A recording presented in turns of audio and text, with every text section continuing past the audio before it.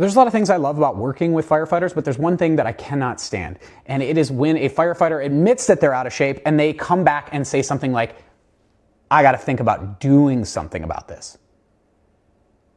You got to think about it?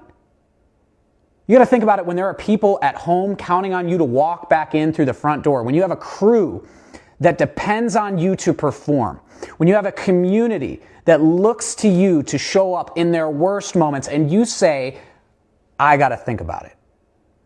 Now, I would understand if it were some kind of 9-to-5 job, low stakes, nobody's lives are at risk, a software engineer, something like that. Okay. You want to think about it, right? Because the only person that's hurt in that situation is you.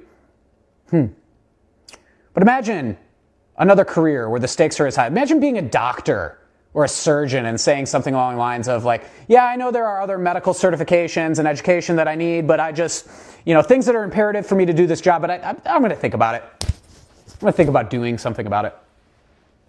Staying on top of it.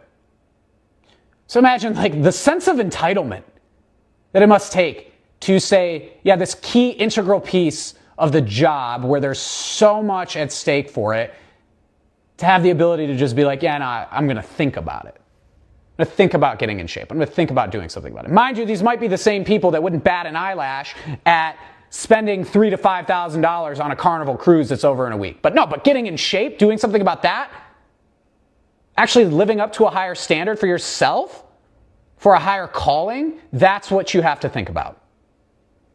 So when are you going to stop showing up looking like the patients and doing something about it?